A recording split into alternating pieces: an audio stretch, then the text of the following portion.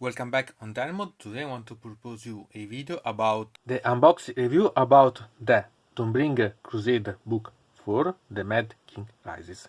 This is the third of the book. If you're interested about the previous ones that are the Harbingers, that is the book 1, the Reign of the Brute, that is the book 2, and the Long Hunt, that is the book 3, you can find them in the description because I made the unboxing about. This will be mainly related about the background, so pay attention about such detail. I prepare a video separate about the rules for such video because it's really quite interesting about the match play rules. So here we can start to see about such amazing book that continues the campaign of the Dawnbringer Crusade that sincerely I really appreciate.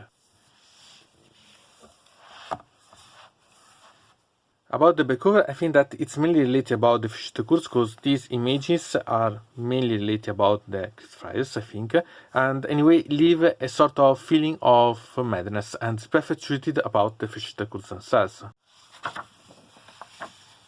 The Wheel Turn. It's a summary and a prophecy of the events that develop with the Dawnbringer Crusades at both Ghyran and Aqshy, based on the concept related to the cult of the Wheel, while the Crusaders are to continue their own march and their future is uncertain and doubtful.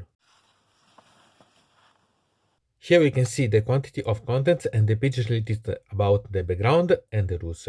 For once, I'll bring separately a section of the rules because they are related about the undead, a new sub-analysis about the subgravers and the armies of renown. In The Fading of the Light, here is described the desperation that grasped the Crusades, now only focus more to survive while they move around searching for new lands to reclaim. Although they have lost meanwhile, some they have yet gained some time ago, I would say. After the battle against the hordes of the discussion, it's now the turn of the hordes of Nagash to be their obstacle. And it's also interesting to notice, aside, the comment of the Prime Commander of Amaral, because death is always feared, moreover when brought by the death itself.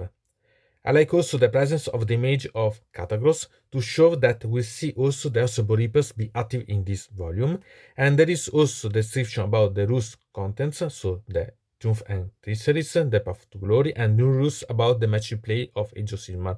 As usual, there is also the suggestion about the core rulebook buying. In Into the Jaws of Doom, here is technically a summary of the previous books, a way to recall how the Crusades developed till now, remembering that the Troubles does not follow only the Crusades themselves, but also Amaral itself, where the King's blood is spreading and we know that it comes from the blood of Sean himself.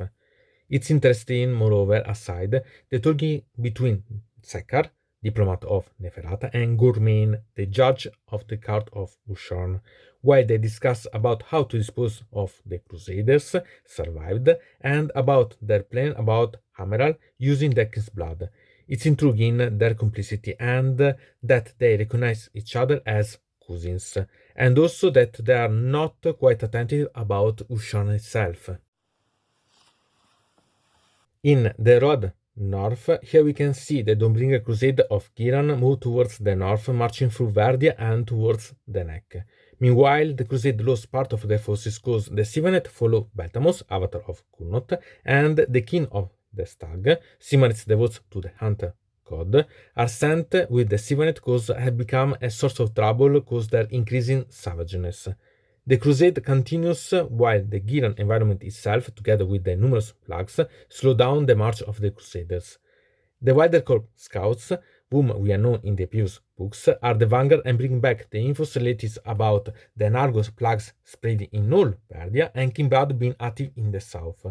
Marcia Torian is leading the crusade, and to aid the crusade, she recalls more and more her own ancestry, using her druiding abilities and more risking to lose herself in her own heritage. With pure sheer of will force, she keeps her mind and continues to lead the crusade. Moving toward the north, they arrive at the valleys of the Neck, and they met here the forces of the Reapers as an obstacle. And by the box aside, the Stormcast tenants of the Hollowed Knight, whom they have followed the crusade after the destruction of Fort Gardus, are the one going to aid in this battle against the Ossebo Reapers.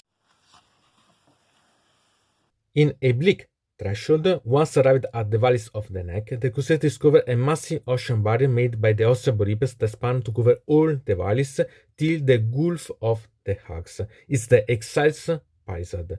The Crusaders are met by Liege Horrocks, who advise them to turn around or move back, even promising them not to claim any tithe for a century if they should create a city. Such the promise that Macedonians understand how serious the things are. That beyond was a forbidden zone related to Shaish, and there was even a promise not to touch the Crusaders by the Ossebo Reapers. Because the barrier seemed to be weakened under the pressure of Bombardier Mayor Esmel, he hater of the undead, the Crusaders searched for weak points to break the barrier and cross it. The Crusader pissed off even a Ossebo Reapers, so Liege Horrocks finally decided to attack and push away the Crusaders. But the essence of the right of life and the druidic magic of martial Thorian combined with the continuous firing of the cannon of the Crusaders are finally able to make a breach and cross. Martial Thorian is expanded by the battle and loses consciousness. She is carried by her own troops on the other side of the wall, while part of her hands start to change to a tree. All this happened under the sight of ancient figures. In Kingdom of the Mad, the Crusaders are dispersed after breaching the Ossebo Reapers' Osseous wall, so they march to try to reconnect to each other. Advancing in, the surrounding environment started to give strange feelings. They are influenced by subtle delusions without even realizing it, while more and more donors press to move towards the center of the neck, like entranced. The donors then meet the Stormcast Eternals Astraea Soulbright, arrived there through a portal from Shaish, while she was investigating a cure for the reforging. Martial Thorian recovered as consciousness, and together with Astraea Soulbright and other donors, decided to go to the fortress in the center of the neck. In front of them, the fortress doors open. It's important to square aside, because it shares quite a lot of information, starting from Astraea, that recognizes the flesheater curse not as a silence, but as a welcoming part. It is also introduced the character of Sekar, a Lamian vampiress, with Astraea noticing like both of them don't like so much that environment. Sekar, as a messenger, invite in the name of the Summer King the donors to dine, and to notice, after the promise not to harm them, the Ouroboros, the giant snake of Sekar, eat one of the surrounding ghouls. In the cart of Carrion, the donors are brought to the banquet room. They are able to keep their sense of real till the entrance of Ushoran. Thanks to the admonishments of Marshal Thorian about not to watch him directly, the most part of the Sigmarites are able to avoid being deluded. Astraea herself has trouble to resist to the delusion of the presence of Ushoran, but at the end she is able to converse with him to try to inquire about the information that she was searching for, till Ushoran decides to make a proclamation. It's interesting also the box where you can see again the complicity of Sekar and Gormain. Sekar hypnotized Lighty Esmel and in a fist of death, while Ushoran is about to speak, Esmel shoots him, hitting him. Immediately the flesheater curse react to their wounded lord. Esmel is dismembered and the Sigmarites assaulted. The satisfied Sekar find out that Gormain is vanished and that also the vampires who has accompanied her are being attacked. She realizes that everything was a charade created by Ushoran itself, all through its own madness. Sekar escapes, but she realizes that the escape route she planned is also a trap. She meets again Gormain that stops her momentarily before running away again, and Sekar set free the abilities of Ouroboros to free from the obstacle and close with some sarcasm her escape. In The Lord of Masks, Astraea follows Ushoran after he left the banquet. She is still hoping for answers, but arrived again in front of Ushoran, he reveals everything has been a plot to free himself of both Crusaders and the Cousin Vampires, a pantomime to emulate one of the many masks he wears. When Ushoran gives hopes to Astraea about the things that she's searching for, But the reforging waits for the stomach Satanas who has followed him after a painful waiting. In the heat of Red Summer, this is an important node to understand how the presence of Shona has been able to corrupt the Crusaders way before they arrived at the neck, thanks to the ruins found along Inverdia, ruins that we had some tip in the previous books. At the end, part of the donors are able to arrive on the other side of the neck, meeting again also to Tudus regiment led by Submartian Keras, surely dipped corrupt. It's also important to analyze the map that show the travel of the crusade in Ghyran.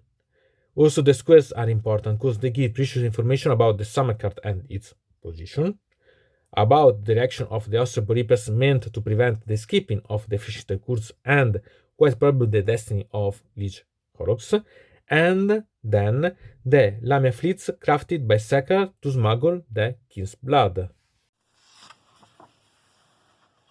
Here a fast summary of the history of Shona in the Age of Sigmar since the Age of the Myth. About Sekar Fang on Lamia, this is a new interesting character introduced related about the Sublight Gravers, and it's quite worthy to know her better. In Soulful Night, in the first page, we can find Marshal fighting together with the survivors to leave the fortress, while the Storkan Satanas, both from Asteria and the ones from Fort Cardus, were stopping the main forces of the flesheater Kurds in the banquet room. After great sacrifices, with the hope dwindling, here comes Cormain to thank them for helping them chase out the vampire cousins and let the donors live.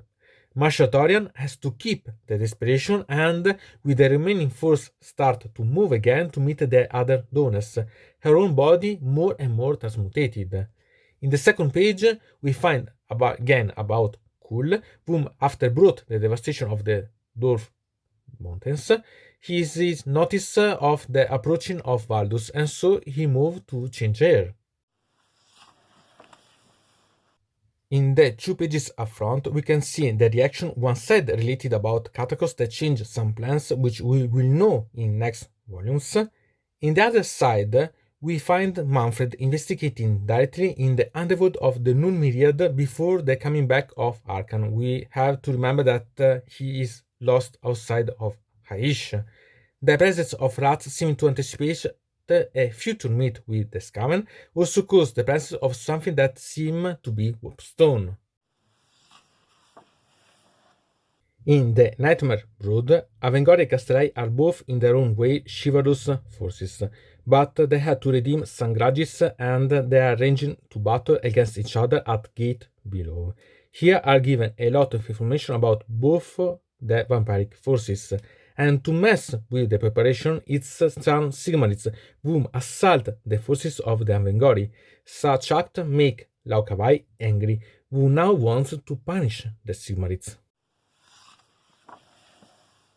In the Red Waters, here we can see the previous episode of the assault to the Avengori from the side of the Sigmarites, and it's the donors, the real assaulters, and guilt claiming a possible future peril. After a battle with lots of losses in both the forces, Laukavai decides to retreat because the Castellai has arrived and she has an appointment of honor with them, only after having corrupt anyway the precious aqualite of the donors. In the box we can also know what are the metallite. In a harrowing first, with the battle against the Avengori, it is damaged also an aqualite, an important water source for drinkable water. Here developed a grudge between the donors and the backtalon of the Stomachs Eternas. Niamh and her group then decide to separate from the Crusaders. The scarcity of water starts to exacerbate tempers of the exhausted souls, creating two factions. The zealots of the cult of the will, who refer to Pontifex Senestra, and the other donors whom call as herald the young artillery echelon Tungis Small. The tempers of both the factions are at limits to end in internal scrambles. In Betwixt the Spokes, the first run rampant amok the Dawners, sighting some lights in the far, likely directed to the mountains. At the new just avoid peril, the fragile link of the factions break. Smold decided to come back and bring with him many Dawners and rations. Pontifex Zenestra is able to stop the troops to fight against the traitors. Zenestra so has visions about the Crimson Keep fortress, and remembering the legends about it being linked to geomatic losses and that it lasts for a single day, he decided to go in that direction, so to use the magic energies to purify the corrupted aqueduct. The Dawners march toward the destination, but ignoring the reassurance of Zenestra, many Dawners prepare themselves for a hard battle. In City of Demise, the Dawners march exclusively with the destination on mind. Only the sheer force of will make them move on, and after more and more losses they arrived to the source of the magic energy where the Crimson Keep arrived. They are the ruins of a city, Emberguard. Here they find 3 necromancers to admonish them to come back, as it happened on Ghyran with Horrocks. They are there to defend the territory in the name of Nagash instead of the Castellai, and even if the Dawners would win and found a city, the Crimson Keep would come back and raze it to the ground again. An undead army is opposing now the Dawners. Zenestra has a single command: attack! In Last Gasp, without other choices, the Dawners attack. No strategy, only zealots. Zenestra make move the Aqueduct toward the magic lines and use all herself to invoke the runes with the power of the Fate to purify the Aqueduct, and use the purified energies to annihilate the necromancer on their own mortals and giants. The undead army is defeated. With the Aqueduct restored, the Dawners run to set their first. The banner herald rise over the ruins. In the 15 Wastes, here is a summary of the vicissitudes and solutions about the water shortage along the march of the Crusade. The aqueduct now is repaired, but the scorching heat of Aqshy is not less to abate. The map shows the trail of the march of the Crusaders and make clear the difficulties that they faced. The squares are also important because they show what happened about the Crimson Keep and how part of the vampiric forces are still around in the mountains. The exploration of Emberguard continues, and in the underground tunnels are found veins of Emberstone and a silent city of death. And the destinies of Tungis, Smold, and the Solars are unknown. Who tried to sky their fate has only seen lilac flames in the night. Here there are 2 dialogues, one based at Hammeral between Toll and Callis. It is revealed the spreading of the effects of the King's blood, and a preview of the next book, The Crane Heralds. In the second dialogue we can find Neferata and Ushoran talking, with a lucid Ushoran, while they debate about the expulsion of her agents, and Ushoran claiming the distribution rights of the King's blood. The small talk about the mark on the front head of Ushoran that should be part of the prison created by Nagash is quite intriguing to see how it will be developed in the future, moreover with a weakened Nagash. Majestic the artwork with Neferata and Ushoran together. And then here we have a set of images that represent the background that we have seen inside this book. So we can see the banquet where we have Ushoran and the flesheater Kurz against the stomachus Tetanus. So we can see that it's really quite intriguing if you think about, because you can see some scenes about representing about such happening. For example, these are the march about in Aqshy, and instead here we have the part about Ghyran. So it's really quite intriguing to see, because it's a way to understand how you can recreate such type of scenes, and I really quite appreciate it. Here there are the models. So here there is Ghyran that I love sincerely such mod, it's amazing. Here there is this that it's second, and I think that I'll bring you this because I bought the box, and so I think that in the future I bring also something related. And here we had the part about the rules. About this I bring a separate video about, so remember about this, but it's really quite interesting. Okay, I'm apart because these are related about the undead, so okay, but there are also some other things. For example, there is Triumph and Treachery, that it's the update of the rules that has been released in the time about such, and sincerely I like, because it's a way to really to play a different type of games, and I quite appreciate about these ones. And there are really quite a lot of rules to see, so if you're interested about, I think that it's really quite interesting. With also missions related, so it's really complete of everything. Okay, you can adapt also the other ones, it's not a problem, but still has specific ones about this. Here we have also this, that it's the word about the Mortax, that it's always related about Triumph and Treachery, and sincerely it's again some type of ways to play this. It's really quite intriguing as book if you want to play with such type of things, because there are. Here there is about Path to Glory that I usually don't play, but still there are the things related, so it's something that it's quite useful if you want to create a campaign, for example, or so on. So it's really quite interesting about. And really, if you plan about recreating such type of developing and so on, I think that it's really quite good also to create some type of background campaign related or so on that you can adapt to other things eventually.